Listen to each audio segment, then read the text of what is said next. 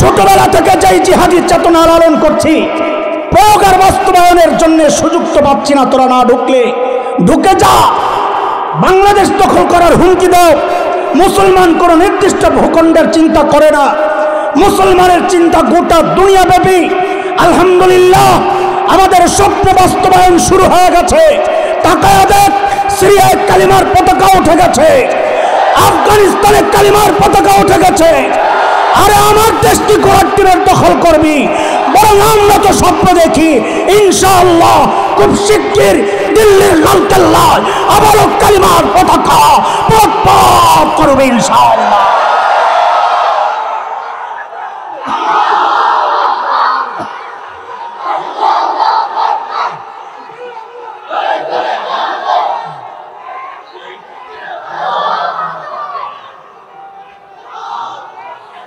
আমরা বরং ওদেরকে বলি, বাংলাদেশে ঢোকার আগে উলামায়ে দেওবন্দের ইতিহাস ঐতিহ্য পড়া তারপরে ঢুকাও। তাদের রোহানি সন্তানরা, শাইখুল হিন্দের রোহানি সন্তানরা এই জমিনে বসবাস করে।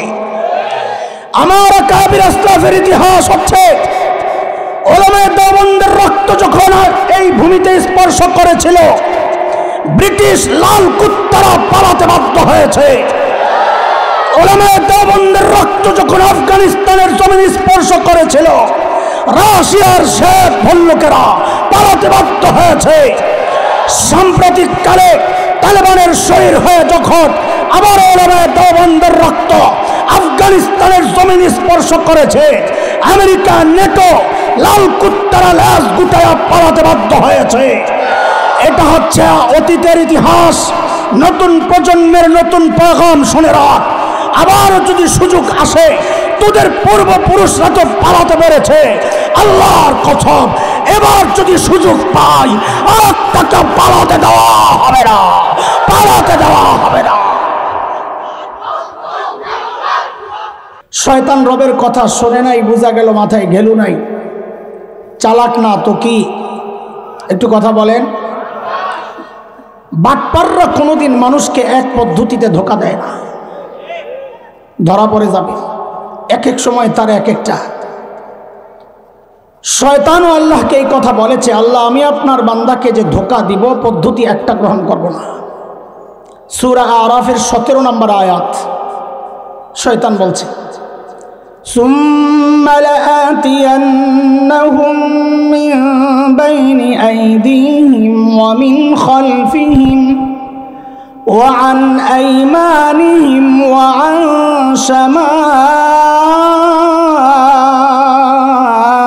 شمائلهم ولا تجد أكثرهم شاكرين।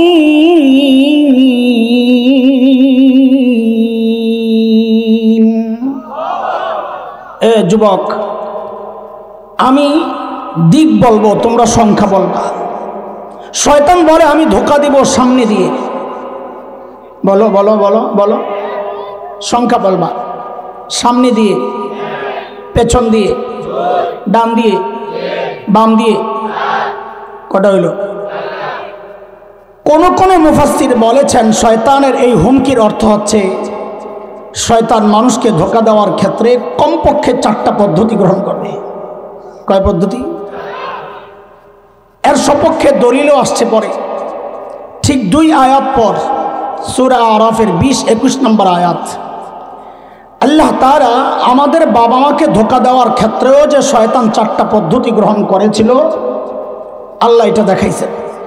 আল্লাহ বলেন, فوسوس لهما الشيطان ليبدي لهما ما وري عنهما من سوآتهما وقال ما نهاكما ربكما عن هذه الشجرة إلا أن تكونا ملكين أو تكونا من الخالدين وقاسمهما إني لكما لمن الناصحين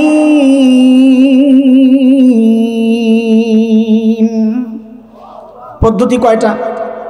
তাড়াতাড়ি তাড়াতাড়ি তাড়াতাড়ি বললে আমি কথাটাই অল্পতে গুছাইতে পারবো। কয়টা?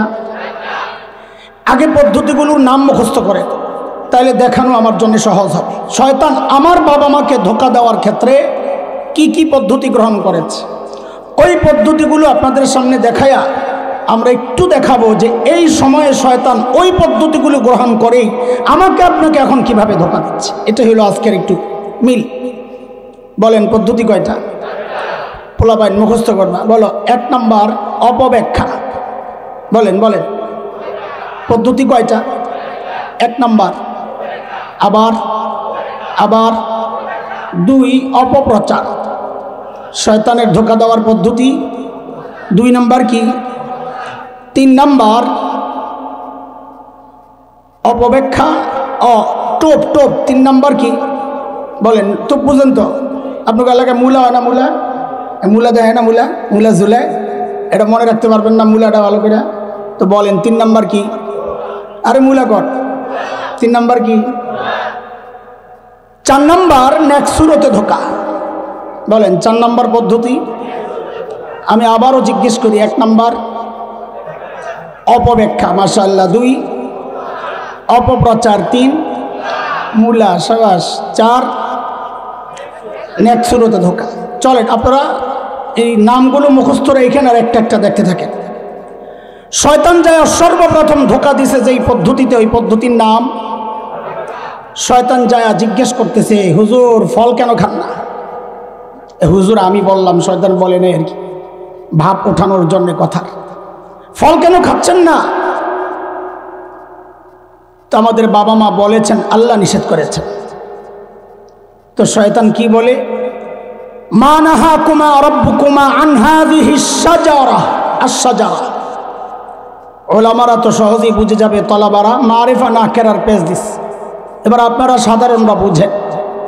ধরেন এই লাইনে কাঁঠাল গাছ আছে 10টা, নিষেধ করা হয়েছে এই গাছের কাছে যাবেন না। শয়তান যায় জিজ্ঞেস করতেছে ফল কেন খান না? বলে আল্লাহ নিষেধ করছে। বলে আরে হুজুর বুঝেন নাই তো আল্লাহর কথা। আল্লাহ এই যে 1 নম্বর গাছ আশ-শাজারা নির্দিষ্ট, এই 1 নম্বর গাছের ফল খাইতে নিষেধ করেছেন। আরও যে 9 গাছ রয়ে গেছে ওটা তো নিষেধ করে নাই। তাইলে আল্লাহর কালামের সর্বপ্রথম ব্যাখ্যা কে দিল? সর্বপ্রথম তাফসির কে করলো? মুফাসসির হুজুরের নাম কি? কথা বলেন। আরে মুফাসসির হুজুরের নাম কি? কাজী নামের শুরুতে মুফাসসির, 5 তলা টুপি, ইয়া হাবা কাবা, গালের মধ্যে মাখা আডা ময়দা, এটি দেখকেই কাইট হয়ে যায় না। আগে খবর লাগান, লেখাপড়া করছে কই? শয়তান যে আল্লাহর কালামের ব্যাখ্যা দিয়েছে তাও একজন নবীর সামনে। কার সামনে? জোরে বলেন কার সামনে? তাইলে দুনিয়ায় বর্তমান যে আকাম চলছে এতে অবাক হওয়ার কিছু নাই। কেন? শয়তান আল্লাহর কালামের ব্যাখ্যা দিয়েছে একজন নবীর সামনে। এখন শয়তানের দোসররা শরীয়তের ব্যাখ্যা দেয় নবীর ওয়ারিস ওলামাদের সামনে। সিস্টেম নতুন না পুরান? বলেন বলেন। রাস্তায় রাস্তায় গান গায়া বেড়াতো, উনিও এখন মুহাদ্দিস। তিনি নাকি সিয়াসিত্তার সব পড়ে লেছে মমতাজ বেগম। সিয়াসিত্তা পয়রা আবার ফাইটটা যায় গানায় কেমনি? ফতুয়া দেয় ফতুয়া। আমরা অবাক হই না কেন? শয়তান আল্লাহর কালামের ব্যাখ্যা দিয়েছে নবীর সামনে। এখন শয়তানের দোসররা দ্বীন আর শরীয়তের ব্যাখ্যা দিবে নবীর ওয়ারিসদের সামনে। এটা অবাক হওয়ার কি আছে? শয়তান যখন দেখলো 1 নম্বরে কাজ হয় নাই, এইবার মারছে 2 নাম্বার। এই 2 নাম্বারটার নাম কি? অপপ্রচার। বলেন ইল্লা আন তাকুনা মালাকাইন। হুজুর ফল কেন খাচ্ছেন না? বলে আল্লাহ নিষেধ করছে। কারে ব্যাকল হুজুর, আল্লাহ কেন নিষেধ করছে বুঝেন নাই তো? বলে কেন? বলে এই ফল খেলে আপনারা ফেরেশতা হয়ে যাবেন, এটা আল্লাহ চায় না। ধোকাটা বুঝছেননি আপনারা? না বুঝলে তো বুঝবেন না। আহলুস সুন্নাহ ওয়াল জামাতের আকীদা হচ্ছে সমস্ত নবীদের মর্যাদা সমস্ত ফেরেশতার উপরে। কোথায় কোথায় কোথায় দাম বেশি কার, নবী না ফেরেশতা? আল্লাহ তাআলা আদমকে বানাইছেন নবী, তিনি ফেরেশতা হতে যাবেন কোন দুঃখে? তাইলে শয়তান আদমকে ফল খাওয়ায়া ফেরেশতা বানাতে চায়া ঠকাইতে চাইছে না জিতাইতে চাইছে?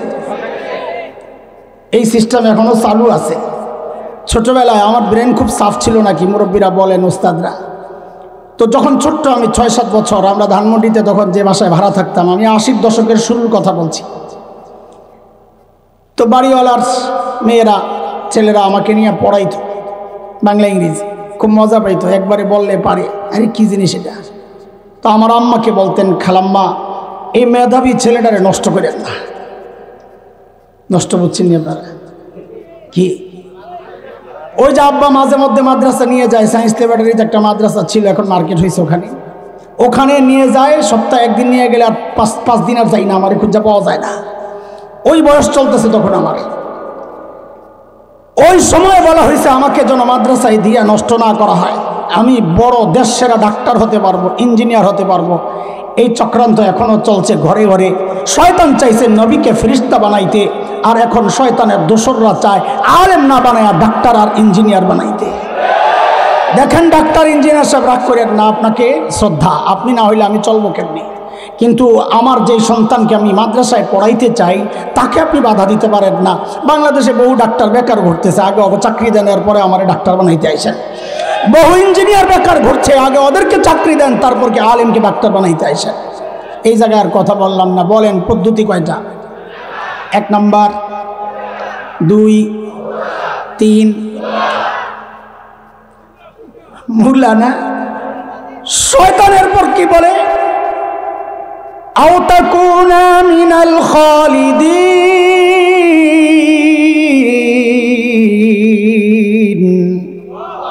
ফল কেন খাচ্ছেন না? বলে আল্লাহ নিষেধ করেছেন। বলে আল্লাহ কি জন্যে নিষেধ করেছেন হুজুর, আপনারা তো বুঝলেন না, হারে বোকা। বলে এই ফল খেলে জান্নাতে স্থায়ীভাবে থাকার ব্যবস্থা হয়ে যাবে, এটা আল্লাহ চান না। জান্নাতে থাকার টোপ দিছে, খান জান্নাতে থাকার ব্যবস্থা হয়ে যাবে। এ ধোকা কি আগে বুঝে? আল্লাহ তোমার হাওয়াকে জান্নাতে স্থায়ীভাবে থাকার জন্য বানানি নাই। কই পাঠাবেন বলে বানাইছেন বলেন তো একটু, মাদ্রাসা বলো। وَإِذْ قَالَ رَبُّكَ لِلْمَلَائِكَةِ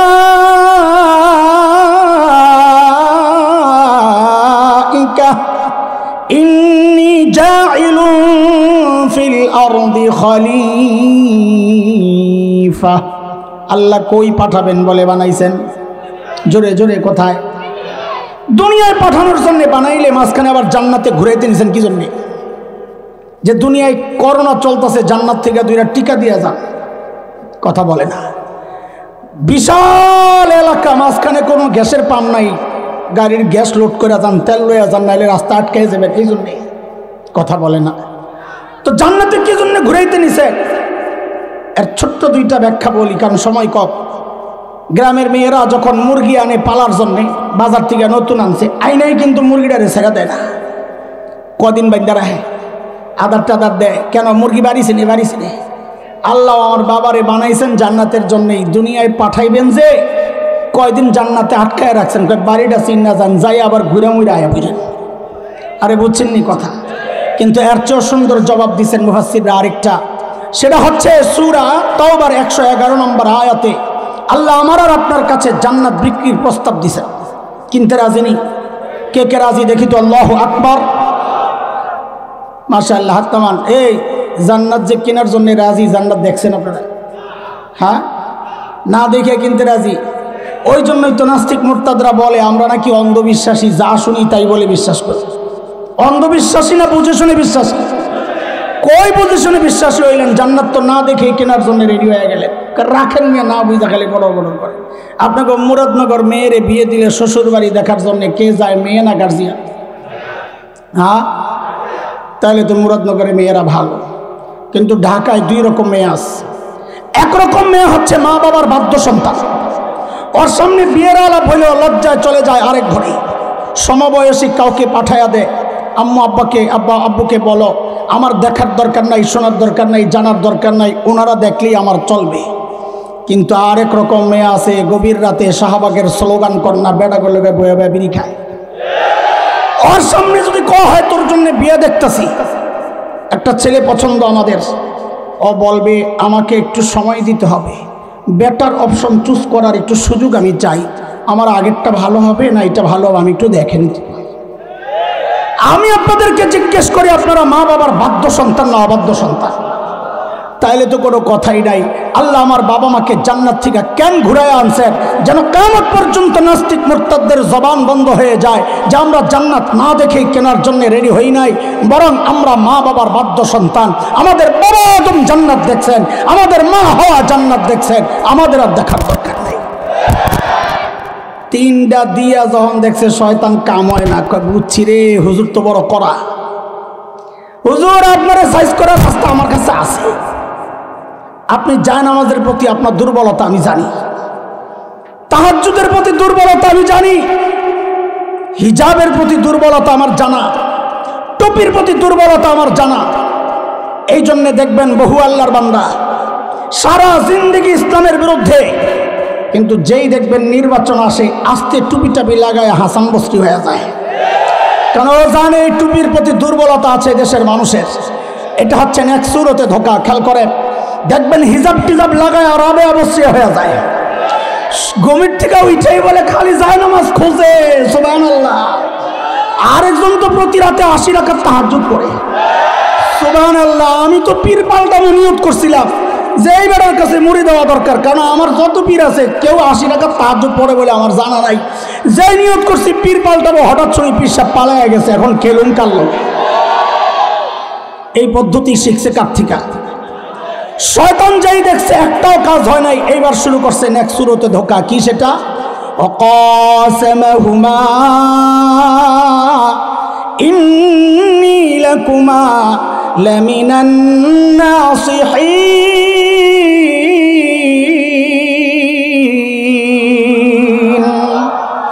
আল্লাহর কসম খায়া কই আমি আপনাকে হিতাকাঙ্ক্ষী, হুজুর আমারে ভুল বুঝেন না। আল্লাহু আকবার। শয়তান যার হিতাকাঙ্ক্ষী হয় তার আর শত্রু লাগে না। ভারত যার বন্ধু হয় তারও যেমন শত্রু লাগে না।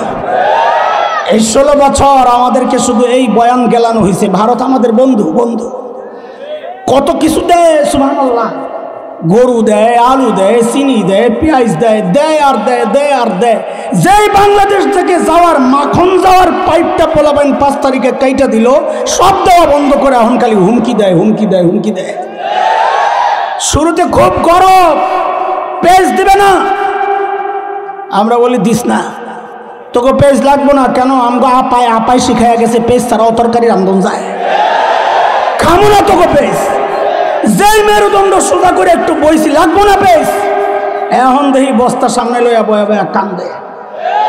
দাদা কি খবর? দাদা দিনকাল ভালো যাচ্ছে না দাদা। কেন, কি সমস্যা? বাংলাদেশিরা পেজ নিচ্ছে না দাদা। তো তোরা খা, খাওয়ার সেই কলিজা নাই, খাইতেও কলিজা লাগে। যাদের বাড়িতে মেহমান গেলে ছোট্ট একটা এতটুকু কৌটার মতো একটা মাটির ওয়ান টাইম এই কাপ, এই ছোট্ট, এটার মধ্যে অল্প একটু চা দিবে, চিকন একটা টোস্ট বিস্কুট দিয়ে বলবে কি দাদা পুরোটা খেয়ে নিয়ে। দাদা বলবেন তোরা কথা বুঝোস না। বোন গেছে ভাইয়ের বাড়িতে, ভাই গেছে বোনের বাড়িতে বেড়াইতে দুপুরবেলা খাওয়ানোর টাইম, ভাই কলিং বেল টিপে টিপে টিপে, বোন কথাও কয় না, দরজাও খোলে না, ঘরে কেউ নাই এমন একটা বাপ। ভাই বুঝছে কাহিনী কি, জানালার কাছে যায় বলে দিদি আমি কিন্তু খেয়ে আসছি। দিদি তাড়াতাড়ি দরজা খোলে আর বলে আগে বলবি না, ওরা কি পেজ খাবে।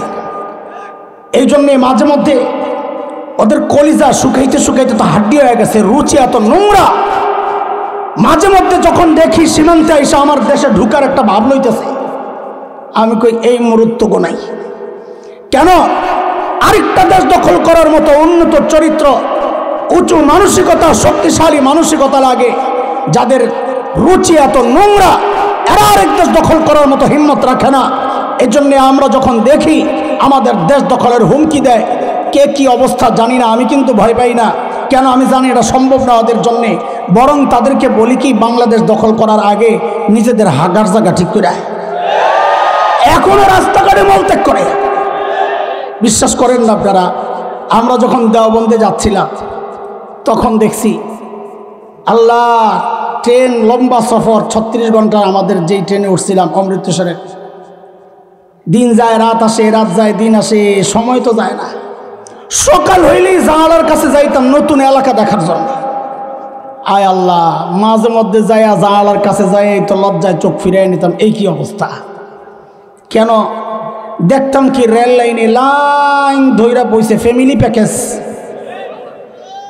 জুয়ান বুড়া নারী পুরুষ যা আছে এরকম চিকুন বোতল একটা লইয়া চুপচাপ বয়ে রয়েছে। বেডিরা ইজ্জত রক্ষায় ঘুমটাটারে টাইন না পিছন দিয়া খালি কাম সারতাস। এরা বলে আমার দেশ দখল করবো কত দিই। আমি কই কাকু দাদা সাহস করে ঢুকে যা, খেলা হবে। আরে খেলবো ঢোক। ছোটবেলা থেকে যাই জিহাদি চেতনা লালন করছি, প্রয়োগ আর বাস্তবায়নের জন্য সুযোগ তো পাচ্ছি না। তোরা না ঢুকলে ঢুকে যা। বাংলাদেশ দখল করার হুমকি দাও। মুসলমান কোন নির্দিষ্ট ভূখণ্ডের চিন্তা করে না, মুসলমানের চিন্তা গোটা দুনিয়াব্যাপী। আলহামদুলিল্লাহ আমাদের স্বপ্ন বাস্তবায়ন শুরু হয়ে গেছে। তাকায়া দেখ, সিরিয়ায় কালিমার পতাকা উঠে গেছে, আফগানিস্তানে কালিমার পতাকা উঠে গেছে। আরে আমার দেশ কি ঘোড়ার টিমের দখল করবি? বরং আমরা তো স্বপ্ন দেখি ইনশাআল্লাহ খুব শিগগির দিল্লির লালকেল্লায় আবারও কালিমার পতাকা পথ করবে ইনশাআল্লাহ।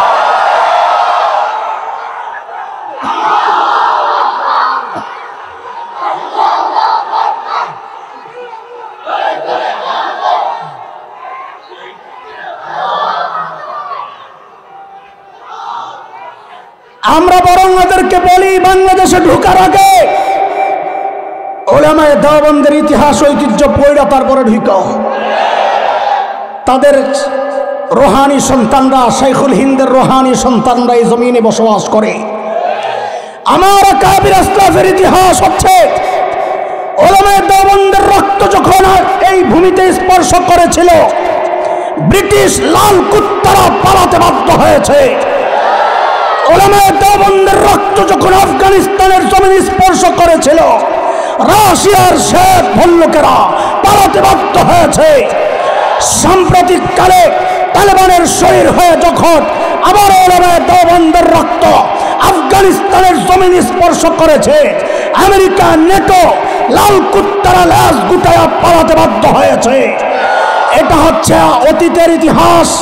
নতুন প্রজন্মের নতুন পেগাম শুনে রাখ। আবার যদি সুযোগ আসে, তোদের পূর্বপুরুষরা তো পালাতে পেরেছে, আল্লাহর কসম এবার যদি সুযোগ পাই আর তাকে পালাতে দেওয়া হবে না, পালাতে দেওয়া হবে না।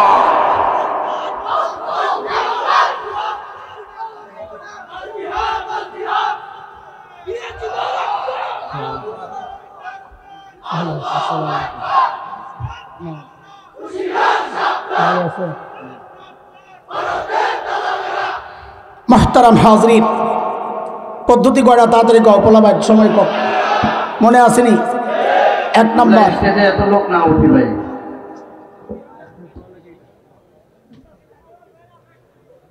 আল্লাহ বলেন। এক নম্বর, 2, 3, 4। সাবাস বেটা। চলেন এবারে একটারে পোস্টমর্টেম করি এই সমাজে। আমি বরং বলি কি, সহজে বুঝেন, শয়তানের ধোকাগুলা সব পুরাতন, কিন্তু বাটপার হওয়ার কারণে ও খালি নতুন নতুন প্যাকেট সামনে পেশ করে। জিনিস আগেরটাই। বলেন জিনিস কি? সময়ের আলেমদের কাজ হচ্ছে ওই প্যাকেট ছিঁড়া ভিতরের জিনিস দেখা দাও আপনাকে, ভাই জিনিস কিন্তু আগেরটাই। বুঝে আসছে না কথা? বলেন। 1 নম্বর, অপব্যাখ্যার একটা নমুনা আপনাকে করে শোনাই। দেখেন, এই কথা কইস না রে, বাংলাদেশের বহু মাজার আছে, মুরাদনগর তো নাই। আচ্ছা শুনছো, ওই মাজারে অনেক বাবারা থাকে। সেটা হলো কেউ শেকল বাবা, তালা বাবা, ছালাসা, খেতাসা, বদনাসা, এখন খালি বাকি আছে ফিডাসা। এগুলার চুল দাড়ি মাশাআল্লাহ জটলা দেখলে বোঝা যায় কয়েক বছরেও গোসল করে নাই। তো গোসল না করলে নামাজ কেমনে পড়বে? নামাজও পড়ে না। এই অপব্যাখ্যার সুরত দেখাইতেছি, খেয়াল করে। এদেরকে যদি জিজ্ঞেস করা হয় নামাজ কেন পড়ছ না, তো কব কোরআনে আছে একই নায়া পড়লে, এই যে অপব্যাখ্যা, একই নায়া পড়লে নামাজ লাগে না। কোরআনের আয়াত কি, ওয়াবুদ রাব্বাকা হাত্তা ইয়াতিয়াকাল ইয়াকিন, তুমি তোমার রবের ইবাদত করো তোমার ইয়াকিন আসার আগ পর্যন্ত। সমস্ত মুফাসসির বলেন এই ইয়াকিন মানে হচ্ছে মৃত্যু, ইয়াকিন মানে, আর ওরা ইয়াকিন মানে হচ্ছে অন্তরের বিশ্বাস। আমগো ইয়াকিন আয়া পড়ছে, মোল্লাগো ইয়াকিন আয়া না, এই জন্য মোল্লারা নামাজ পড়ে, আমগো নামাজ লাগে না। শোনেন একটা বিষয়, সূক্ষ্ম কথা, কেউ যদি নিজেকে নবীর চেয়ে দামি মনে করে, চোখ বন্ধ করে বুঝতে হবে এটা শয়তান। কেন? কারণ শয়তানই সর্বপ্রথম নিজেকে নবীর চেয়ে দামি দাবি করেছিল, আনা খায়রুম মিনহু, বলে আমি আদমের চেয়ে উত্তম। কাজী কেউ, দুনিয়ার যে কেউ নিজেকে নবীর চেয়ে যদি দামি মনে করে সে কি? জোরে বলেন, আরো জোরে। যারা বলে আমাদের ইবাদত লাগে না, ইয়াকিন চলে আসছে, এরাও শয়তান। কেন? হযরতে ঈসা আলাইহিস সালাম কি ছিলেন? একজন, জোরে কোন? সূরা মারইয়ামের মধ্যে হযরতে ঈসা নিজের পরিচয় দিচ্ছেন এইভাবে, ক্বালা ইন্নী আবদুল্লাহ আতানিয়াল কিতাব ওয়াজআলানি নাবিয়্যা وجعلني مباركا أينما كنت وأوصاني بالصلاة والزكاة ما دمت حيا। হযরত ঈসা বলেন আমি আব্দুল্লাহ, আমি কি? তবে তোমরাও আব্দুল্লাহ, আমিও আব্দুল্লাহ, বেশ কম হচ্ছে। আমাকে আল্লাহ কিতাব দিয়েছেন এবং আমাকে নবী বানিয়েছেন, এবং আল্লাহ তাআলা আমাকে এক নেয়ামত দিয়েছেন, যা আমার সাথে যেটাই থাকি আল্লাহ সেখানে বরকতে ভরে দেন। আল্লাহ তাআলা আমাকে নবী বলছেন, একজন নবী বলছেন কি, আল্লাহ তাআলা আমাকে নির্দেশ দিয়েছেন গুরুত্ব সহ আমি যেন আওসানি বিসসালাত ওয়াজ যাকাত মা দুমতু হাইয়া, আমি যেন মৃত্যুর আগ পর্যন্ত যতদিন জীবিত থাকি আমৃত্যু আমি যেন ইবাদত করি, নামাজ পড়ি, যাকাত আদায় করি। একজন নবী বলছেন আমাকে আমৃত্যু ইবাদতের নির্দেশ দিয়েছেন আল্লাহ। আর মাজারওয়ালা বলে আমার ইবাদত লাগে না, তাইলে তারা নিজেকে নবী ঈসার চেয়ে দামি মনে করছে। কেউ যদি নিজেকে নবীর চেয়ে দামি মনে করে সে কি? আরো জোরে বলেন কি? এই যে অপব্যাখ্যার একটা নমুনা দেখাইলাম, বেশি দেখাইলে সময় চলে যাবে। হাজারো ব্যাখ্যা, হাজারো অপব্যাখ্যা আমাদের চারপাশে ঘুরে দেখাইতে পারলে আপনাদের ভালো হইতো, কিন্তু সময় নাই। সবটিরে একটু টাচ দিতে চাই। বলেন 2 নাম্বারটা কি? বলেন বলেন তাড়াতাড়ি, আরো জোরে। বাংলাদেশে এই মুহূর্তে ভয়ঙ্কর সবচেয়ে বড় যেই সিস্টেমটা চলছে, এটার মধ্যে অন্যতম একটা হচ্ছে অপপ্রচারের মাধ্যমে শয়তান মানুষকে দিন থেকে দূরে সরাতে চায়। যেমন আপনাদেরকে একটা উদাহরণ দিই। এই যে এখন ডিসেম্বর চলতেছে, জানুয়ারি চলছে, বহু স্কুল কলেজে দেখবেন খেলাধুলার প্রতিযোগিতা চলছে। এই প্রতিযোগিতাগুলোর মধ্যে একটা ইভেন্ট থাকে, সেটা হচ্ছে যেমন খুশি তেমন সাজো। দেখেছেন আপনারা? কথা বলেন, দেখেছেন? এই যেমন খুশি তেমন সাজের মধ্যে এখন নতুন একটা সাজ, সেটা হচ্ছে একটা ছোট্ট বাচ্চাকে দাড়ি টুপি লাগাইয়া হুজুর সাজায়, আরেকটা ছোট্ট মেয়েকে শাড়ি পরাইয়া যুবতী মেয়ে সাজায়।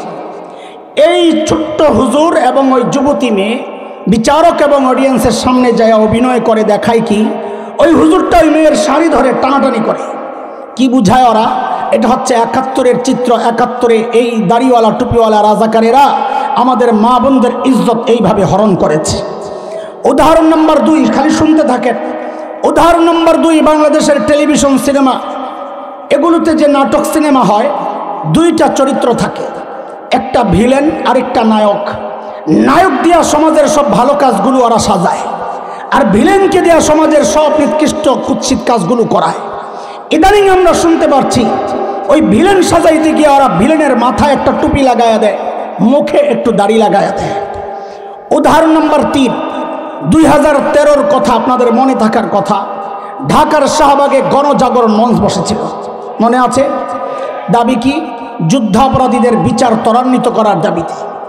দেখেন, এই দাবির সাথে আমাদের কোনো শত্রুতা মিত্রতা কোনোটাই নাই। আমরাও চাই যুদ্ধাপরাধীদের বিচার হোক, আমরাও চাই সমস্ত জালিমের বিচার হোক, কিন্তু আমাদের আপত্তির জায়গাটা ছিল কোনো মজলুম যেন জালিমের জায়গায় না আসে, এবং তাই হয়েছে। আল্লামা কোরআনের পাখি আল্লামা দিলওয়ার হোসেন সাঈদী রাহিমাহুল্লাহ তাআলা তিনি ৭১ দর্শন করেছেন, কারো বাড়িঘর লুট করেছেন। এটা একটা পাগলও বিশ্বাস করে না। কালো মানিক্যাদের মতো মানসিক বিকারগ্রস্ত দালালরা ছাড়া এটা কেউ দাবিও করে না। এই জন্য ওই শয়তানকে যখন ছেলেবেলেরা সীমান্তে পেয়েছিল, পিটায়া কলা পাতার মধ্যে শয়া দিছিল। আমি বলি তার বিচার হয় নাই, এখন তো আদালতে চলে গেছে, তার আগেই কামটা সারার দরকার ছিল। ওর টুকরা টুকরা করে পাগলা কুত্তা দিয়ে শরীরটা খাওয়ানো দরকার ছিল। কথা বলেন ঠিক কিনা? এইরকম শয়তান, এইরকম নিকৃষ্ট পাজিদেরকে নগদ শাস্তি দেওয়া দরকার। বিচার এই লেন্দি প্রসেসে এদেরকে নিয়ে লাভ নাই। তবে পোলাবেন একটা কাজ করছে, আমার বড় ভালো লাগছে, এক জায়গায় লাথি দিয়া জিনিসটা বেকার করে লাইছে, ওইটা আমার খুব ভালো লাগেছে। আরে কথা কও তোমরা, আল্লাহু আকবার। একটু শান্তি পাইছি ওই দৃশ্য দেখা, যখন দেখছি অপারেশন থিয়েটার ওই জায়গায় কাম চলতেছে, কলিজা একটু শান্ত হয়েছে। তাও পুরা শান্ত হইতো যদি ওরে আমি কোবাইতে পারতাম, ওরে যদি বেলেট দিয়া কিছু কিছু করে কাটতে পারতাম, কলিজা শান্তি হইতো। হারে একজন কোরআনের পাখি, সারা জিন্দেগি যিনি মানুষকে কোরআনের কথা শুনিয়েছেন, সেই মানুষটার জন্য ফাঁসির আন্দোলন সে করেছে। যাবজ্জীবন তার মন পুতো হয় নাই, ফাঁসির আন্দোলন করেছে। এই খবিসকে ফাঁসি দেওয়া দরকার। কথা কর, আওয়াজ উঠানো দরকার, আওয়াজ। এই নিষ্পাপ মানুষগুলোকে যারা আদালতে নিয়ে বেইজ্জতি করেছে, যুগ যুগ ধরে দিনকে দিন ফাঁসির কাস্টে ঝুলানোর জন্য কন্ডেম সেলে রেখে নির্যাতন করেছে, পুশ করে করে মৃত্যুর দিকে ঠেলে দিয়েছে, এদের প্রত্যেকটাকে ধরে ধরে প্রকাশ্যে ফাঁসিতে ঝুলানো দরকার, ফাঁসিতে ঝুলানো দরকার। মুহতারাম হাজরিন, কথা শুনেন, কথা শুনেন। সেই 2013-র কথা, ঢাকার শাহবাগে গণজাগরণ মঞ্চের সেই উত্তাল দিনগুলোর উত্তাপ আমার শরীরে খুব লাগতো। কেন? আমি খুব কাছেই তো থাকি, সায়েন্স ল্যাব, অল্প দূরত্ব। মানুষ আসা যাওয়া করে, মানুষকে দেখে বুঝি গরম চলতেছে এলাকা, আমরা তো আর যাইতে পারি না। তো একদিনের গল্প শোনাচ্ছি আপনাদের। দেখেন, কারো শোনা গল্প আপনাদেরকে শোনাচ্ছি না, আই উইটনেস, আমার সাথেই হওয়া ব্যাপার। আমি চাক্ষুষ সাক্ষী, সোজা কথাই বলবো। সায়েন্স ল্যাব মোড়ে একটা লম্বা ফুট ওভার ব্রিজ আছে, কেউ দেখেছেন? পায়ে হেঁটে রাস্তা পার হওয়ার ব্রিজ। একদিনের গল্প। উত্তর দিক থেকে দক্ষিণ দিকে ছিল আমার গন্তব্য। দক্ষিণ দিক থেকে এক মা তার ছোট্ট বাচ্চাকে নিয়ে উত্তর দিকে যাচ্ছে ব্রিজের উপর, আমাকে ক্রস করবে। মা এবং ওই বাচ্চার বেশভূষা দেখে, তাদের গেট আপ সেট আপ, সাজসজ্জা, পোশাক আশাক দেখে আমার বুঝতে কষ্ট হয় নাই তারা গণজাগরণ মঞ্চ থেকে এসেছে। এতে আমার কোনো আপত্তি নাই। এটা তো মায়েরই কাজ, সন্তানের হৃদয়ে ইমানি চেতনা জাগ্রত করা, দেশপ্রেম জাগ্রত করা, এটা তো মায়েরই কাজ। কিন্তু বিপত্তি বাঁধল কোথায়? ওই মা যখন আমাকে ক্রস করবে, সে তার সন্তানকে আমাকে দেখায়া দেখায়া শিখায়া দিচ্ছে বলার জন্যে, বলো বলো, তুই রাজাকার, তুই রাজাকার, তুই রাজাকার। এর দোস্ত, আমাদের স্পষ্ট কথা, 1971-এর মুক্তিযুদ্ধতে দাঁড়িয়ে টুপির বিরুদ্ধে হয় নাই। 71-এর মুক্তিযুদ্ধ ছিল মজলুমের প্রতিরোধ, জালেমের বিরুদ্ধে। তোমরা যেই ভাষণ নিয়ে গর্ব করো 7ই মার্চের, সেই তত্ত্ব ভাষণ যা মানুষকে আন্দোলিত করেছিল, সেদিন তিনি বলেছিলেন, এবারের সংগ্রাম মুক্তির সংগ্রাম, রক্ত যখন দিয়েছি আরও দেব, এদেশকে মুক্ত করে ছাড়বো ইনশা আল্লাহ। স্বাধীনতার আওয়াজে ইনশা আল্লাহ উচ্চারিত হওয়া সেই ডাক কোনোদিন ইসলামের বিরুদ্ধে হতে পারে না। ইতিহাস আমরাও পড়েছি, তোমরাও আরেকবার পাঠ করো। যাও, ঢাকার আগারগাঁয়ে জাদুঘর আছে, মুক্তিযুদ্ধ জাদুঘর, সেখানে যায় দেখো, ইতিহাসের সাক্ষী হয়ে আছে। বহু পোস্টার দেয়ালে সাঁটানো আছে, রাজাকারদেরকে ধরার দৃশ্য আমরা দেখেছি। অধিকাংশ রাজাকারের মুখে দাড়ি নাই, মাথায় টুপি নাই। বরং কয়েক বছর আগে আমরা দেখেছি এক সংগঠন মুক্তিযোদ্ধাদেরকে সম্মাননা ক্রেস্ট দিয়েছিল। আমরা গর্বের সাথে লক্ষ্য করেছি অধিকাংশ মুক্তিযোদ্ধার মুখে দাড়ি, মাথায় টুপি। তাইলে আমাদের জানতে চাওয়া, এরা কারা যারা মুক্তিযুদ্ধকে দাড়ি আর টুপির বিরুদ্ধে দাঁড় করাতে চায়? আমাদের স্পষ্ট কথা, এরা হচ্ছে নব্য আবু জাহেল। ওই যুগের আবু জাহেলরা নানান প্রক্রিয়ায় চাইতো মানুষকে কোরআন থেকে দূরে সরানোর জন্যে। লা তাসমাউ লিহাযাল কোরআন ওয়ালগাউ ফি, এইভাবে বলতো, কোরআন শুনবা না, কাউকে শুনতে দিবা না। সূরা হামিম সাজদার 26 নম্বর আয়াত তেলাওয়াত করে দেখবেন। অদুস্ত, এই যুগের আবু জাহেলরা অপপ্রচারের মাধ্যমে এমন একটা নষ্ট প্রজন্ম তারা তৈরি করতে চাচ্ছে, যেই প্রজন্ম তাদের হৃদয়ে দাড়ির প্রতি ঘৃণা লালন করবে, টুপির প্রতি ঘৃণা লালন করবে। আরে আপনারা কি দেখেন নাই কয়েক বছর আগে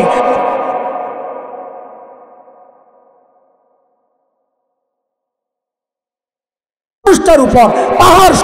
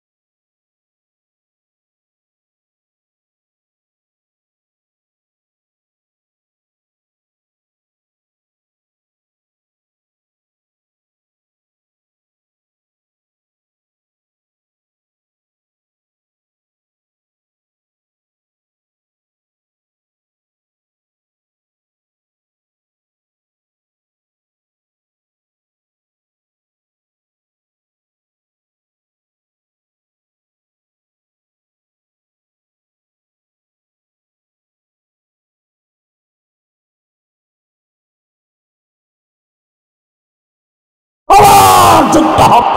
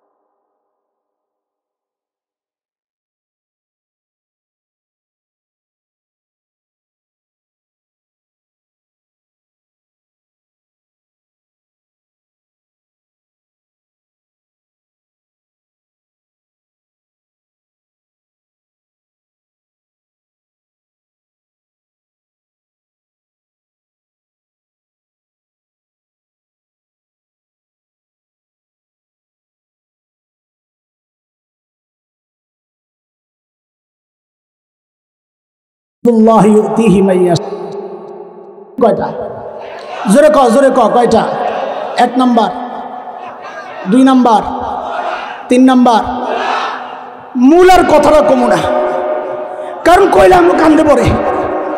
না না, আমার মধ্যে বহুজনে মূলা খাইয়া এমন পেট নষ্ট হয়েছে, দামাগও নষ্ট হইয়া এখন জালেম স্বৈর শাসক ওই পতিত হাসিনারে কয় আম্মা। আমি ওইদিকে গেলে খবর আছে, থাক না থাক, আমারে মাফ করে দে। আচ্ছা থাক, 4 নম্বরটা কি কর? আচ্ছা রাখ রাখ রাখ, আচ্ছা আরেকদিন করুন। আচ্ছা ঠিক আছে, আচ্ছা রাখ। আল্লাহ তাআলা শয়তানের সব রকমের ধোঁকা থেকে আমাদেরকে হেফাজত করে। আমার ভাই আসতেছে রাস্তায়, তোরা আমারে আটকায় রাখলে বেটা এই যে শেষে বড় জ্যাম লেগে যাবো না। এই জ্যাম মুক্ত শহর চাই আমরা। আল্লাহ এই মাহফিলকে কবুল করেন। আল্লাহ এই যে ইয়াকুব ভাই সান তাল দেওয়ার লিগা কই না সানাউল্লাহ সানাত, আল্লাহ তাআলা আমার ভাইকে আল্লামা মামুনুল হককে এই সমস্ত সিংহ পুরুষদেরকে আল্লাহ তাআলা তার নিরাপত্তার চাদরে ঢেকে রাখেন, আমিন। ওয়া আখিরু দাওয়ানা আলহামদুলিল্লাহি রাব্বিল আলামিন। আসসালামু আলাইকুম ওয়া রাহমাতুল্লাহি ওয়া বারাকাতুহু।